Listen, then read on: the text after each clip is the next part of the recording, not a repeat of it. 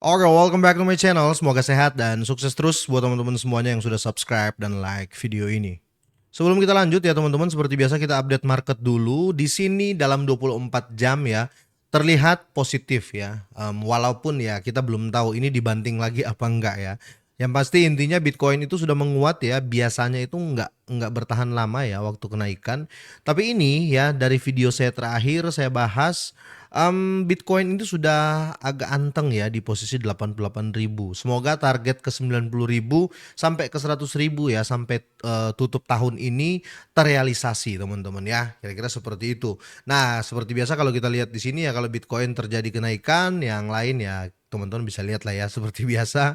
Ini kenaikan juga terjadi di beberapa altcoin. Let's say 80% ya altcoin, memes coin mengikuti. Tapi ya kalau kita bandingkan dengan beberapa hari atau beberapa minggu yang lalu ya, ini belum maksimal karena ya standarnya Bitcoin untuk di akhir 2025 ini teman-teman ya, standarnya itu seharusnya ada di 100 ribuan ya. Karena waktu dia koreksi itu dari 123 ribuan kalau nggak salah. Ya, kira-kira gitu. Oke, gimana dengan altcoin? Di sini altcoin teman-teman ya kita langsung saja ke indeksnya yaitu altcoin season. Di sini masih jauh teman-teman ya, bahkan belum meninggalkan Bitcoin season ya. Yang dimana di poin 14 ini orang masih condong ke Bitcoin ya, kira-kira gitu. Tapi sudah membaik di sektor Fear and Greed Index, di mana orang itu sudah mulai berani lagi ya, karena nggak di extreme fear, nggak di merah sini ya, mulai ke orange, berharap aja cepat ke kuning ya, di netral ya, nggak fear, nggak greed, kira-kira gitu ya. Terus kalau kita lihat juga untuk market cap positif, hampir 2% terjadi kenaikan ya.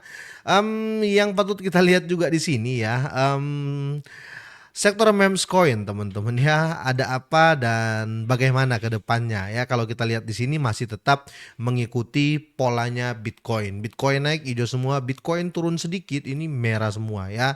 Dan ya bagus lah dalam 24 jam ini terjadi kenaikan juga, apalagi Pepcoin ya di atas 5%. Bahkan kalau kita lihat di sini si Pipin ini ya 11%. Yang kurang bagus ya, Memcore atau yang M ini ya, dia terjadi penurunan hampir 9% malah ya, terjadi penurunan padahal market sudah bereaksi hijau sih per video ini saya buat ya. Oke, video kali ini saya akan bahas Hyperliquid ya, di mana tergerus juga kemarin ya. Kalau saya di Hyperliquid teman-teman ya, setengahnya ini saya long term, setengahnya itu saya di future ya, atau let's say di derivative market ya. Dan saya sudah keluar untuk di derivative market karena saya sempat loss juga ya, tapi nggak banyak ya. Sejak dia di area sini kalau saya nggak salah ya, daerah sini, di area 45, 47, 45 lah ya. Bahkan saya sempat serok di area ini teman-teman di 37, ternyata dia masih turun lagi. Tapi it's okay ya. Karena kalau kita berbicara hyperliquid ya, kalian mau nyangkut seperti apapun, yang penting itu uang dingin, orang tetap santai aja. Kenapa? Karena ya teman-teman tahu ya, ini hyperliquid bukan altcoin biasa ya. Dia punya fundamental dan utility yang kuat, yaitu dia punya DEX yang sekarang nomor satu teman-teman ya. Ya lagi hype lah ya, seperti namanya itu hyperliquid. Nah, di sini seperti apa Hyperliquid ke depannya? Ini saya ambil time frame daily sebelum saya bahas ada update terbaru ya, minimal kita tahu ya. Oke, di sini time frame weekly ini menunjukkan ya penurunan, dan ini untungnya ya teman-teman ya. Untungnya penurunan ini sudah terjadi gitu loh ya. Jadi kalau kita berbicara Hyperliquid ini masih mau turun lagi, kemungkinan menurut saya ya, paling mentok Hyperliquid itu di sini kemarin, sehingga dia membuat shadow ya di 22,38 dolar ya. Ini tinggi juga sih, harganya kan mahal ya, di atas 300 ribuan.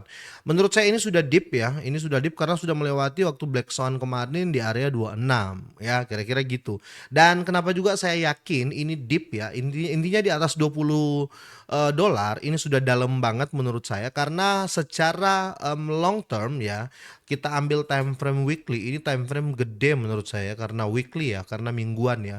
Ini sudah membentuk apa ya, bisa dibilang gini ya, dia sudah kembali ke area support yang seharusnya dia nggak turun lagi ya.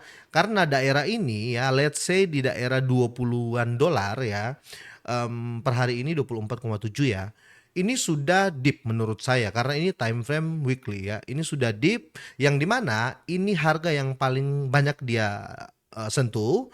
dan harga di mana paling banyak setelah dia sentuh, dia pompa ke atas ya, kira-kira seperti itu. Berbeda cerita waktu kita lihat di daerah sini ya, dia terjun dari 27 dan sampai di area $9.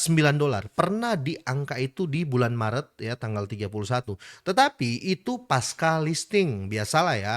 Orang-orang ketika listing pertama banyak yang dapat airdrop kan, banyak yang dapat apa namanya bonus-bonus koin ya dari Hyper Foundation ya, sehingga ketika terjadi kenaikan mereka itu pada jual semua. Jadi bisa dibilang harga normalnya itu dia sudah sentuh dan ini masih jauh banget untuk dia sentuh lagi. Yaitu dia harus turun bentar ya kalau kita cek di sini, kita lihat di price range ya. Kalau seandainya dia mau turun ke awalnya ya, kita ambil aja dari sini ya dan kita cek tarik ke bawah ya. Dia harus turun 61% lagi ya, baru dia ke titik nol di mana pertama kali dia listing ya, kira-kira seperti itu. Makanya saya bilang ini adalah titik nolnya ya untuk di 20-an dolar ya, ini titik nolnya. Itu kenapa ketika menyentuh area ini kemarin teman-teman kalau lihat ya di 22 dolar, 54 sen dolar ya. Ini langsung terjadi pumping lagi. That's why per hari ini kalau kita lihat ya 4,93%.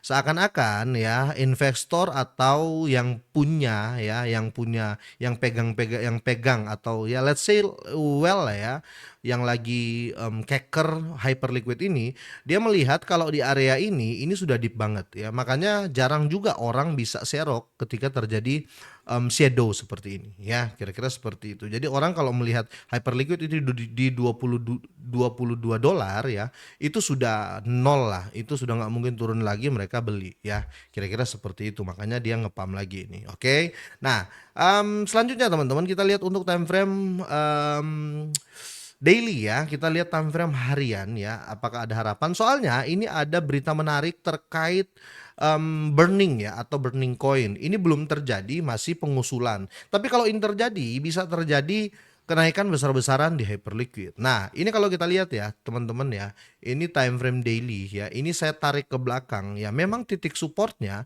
ada di area 20-an dolar ya. Ini panjang banget, ataupun kalau kita mau lihat lebih simple aja ya, kita mau lihat lebih simple seperti ini ya. Ya. Ini memang titik supportnya ada di daerah 20-an, paling di sini ya 22,46, setelah itu naik lagi. Kalaupun terjadi koreksi kemungkinan sampai di 22 lagi ya. Sebelum itu naik lagi, kira-kira seperti itu. Karena pertama ya fundamental dari koin ini sangat-sangat kuat ya. Dia punya DEX ya, decentralized exchange yang sekarang jadi nomor satu lah ya, karena volumenya ya begitu tinggi, kira-kira seperti itu. Nah, saya masih positif dengan Hyperliquid ya. Intinya saya masih yakin ya, masih positif Hyperliquid ini tidak akan jatuh di bawah 20 dolar ya. Kalaupun jatuh paling ya cuma sampai enggak, paling seminggu paling lama, habis itu naik lagi, kira-kira gitu ya. Karena menurut saya bottomnya di 20-an dolar ya. Oke, itu poin pertama. Nah, poin terakhir nih ya, semoga ini terjadi karena ada info terbaru ya. Ini walaupun belum terrealisasi, tapi mereka ada vote kayaknya ya. Mereka akan melakukan pembakaran 1 miliar token hype ya, dan dampaknya terhadap pasar kripto di akhir 2025 ini seperti apa? Coba kita lihat di sini teman-teman ya. Biar nggak salah ya, teman-teman bisa cek ya, ini postingan langsung dan langsung dari Hyper Foundation ya. Mereka apa ya?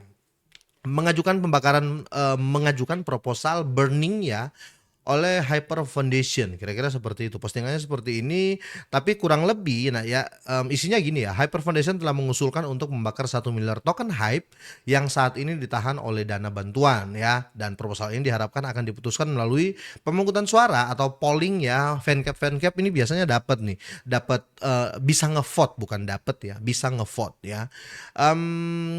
Mereka akan voting ya, yang akan dilakukan oleh validator pada tanggal 21 Desember.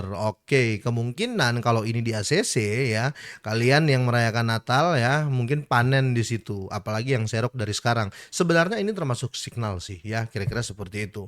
Nah, jika proposal ini disetujui, akan terjadi pengurangan signifikan pada supply total dan beredar yang bisa memberikan dampak positif pada harga token ya. Pembakaran token sebanyak ini diperkirakan akan menciptakan kejutan supply di pasar ya.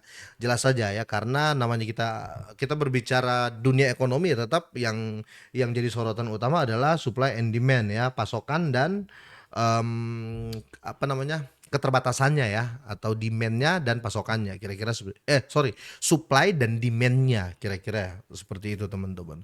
Mmm, Harapan saya tetap besar untuk Hyperliquid ya, kalau kalian punya pandangan lain ya bisa kalian tinggalkan di, kolom komentar ya, nanti kita ngobrol di sana. Semoga saja Hyperliquid bisa jebol sampai top 10 ya, sampai di area 10 minimal menggeser Cardano atau enggak Dogecoin ya. Semoga ini bermanfaat teman-teman, semoga sehat, sukses selalu buat kalian semuanya.